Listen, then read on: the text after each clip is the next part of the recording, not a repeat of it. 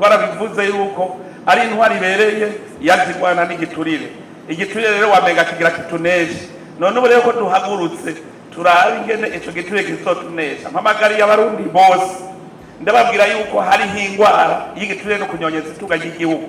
Twese tuve hasi tugwanye uwo mwasi ntazotunesha, turi kumwe twese birashoboka.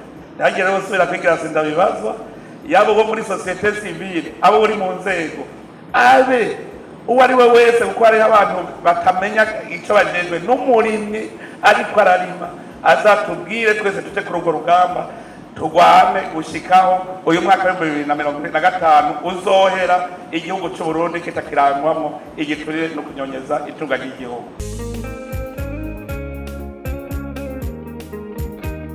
Nyakubahwa mwese mwitabiriye uwo mwiherero, umwe wese mu cyubahiro Imana yamuhaye. Agira ubwa mbere nsubire gukengurukira Imana mushobora byose, yoyo iguma ifasha abarundi kugira ngo tugume tubona icokorwa igihugu cyacu kigende mu ntumbero nziza, aho twese twifuza ko umwenegihugu wese yokumva ko aroraniwe. None rero mwarakoze, muraheba umwanya wanyu, muraza muricarira ico kibazo. None rero nagomba namwe ndabakengurukire kumwete n'ubwira mwakoranye cyane cyane kwishaka, mwerekanye mwese biboneka ko mufise umutima yuko igiturire no kunyongeza itunga ry'igihugu byaranduranwa n'imizi ngaha mu gihugu cyacu. Aha mwebwe muri ngaha novuga ko mwariko murigishanya mwiga kugira mumenye uko ibintu byifashe n'icokorwa. Tukaba twizeye rero yuko iyi minsi ibiri mumaze ngaha mwahakuye byinshi, mugiye guhererekanya nabo mukorana mu buzi bwanyu canke mu kibano aho muba. Ico twese twogenda tumenye nuko igiturire no kunyonyeza itunga ry'igihugu na karanda gategerezwa kuranduranwa n'imizi ngaha muri iki gihugu cyacu. Twese abarundi dutegerezwa kuvyumva kumwe, ntihagire uvuga ngo hajya ndahakirira ngo cyane mugenzi wanje arahakirira hazonyiza. Tumenye neza yuko kurya igiturire no kunyonyeza itunga ry'igihugu arakaranda kandi gasenyura itunga ry'igihugu. Twese rero dutegerezwa kugira urunani kugira ngo tugwanye ako karanda.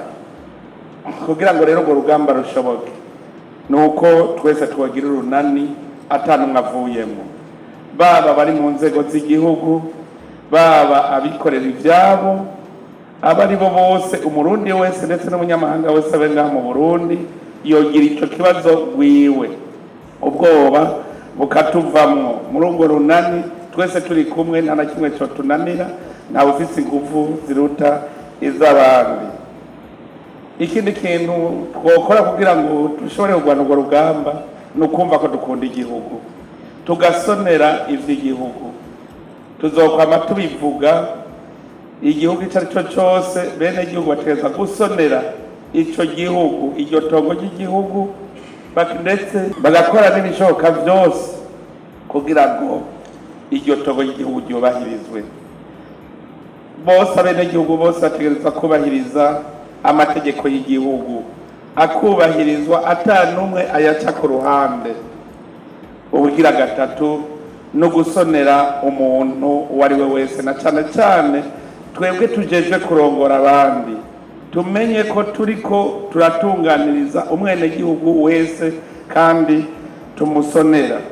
None rero mwarose akanya ko kubinonosora, ndabashimiye cyane ko mwashikirije ibitari bike kandi nabonye bizoshirwa mu ngiro n'inzego z'igihugu.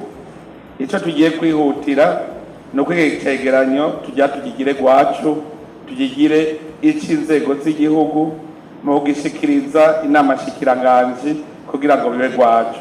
Iyo nama shikiranganje iheze ice itorokanye ibitegerezwa byose, tuvuge tuti turatanguye isekeza. Iryo sekeza jewe nyene ndi umukuru w'igihugu nije ngiye ku mutwe waryo, tugire isekeza tuze dusubire guhura turaba ivyavuyemwo. Ntihagire rero ugira ubwoba, jewe ndiyemeje yuko je ngiye kurwanya uwo wese arya igiturire.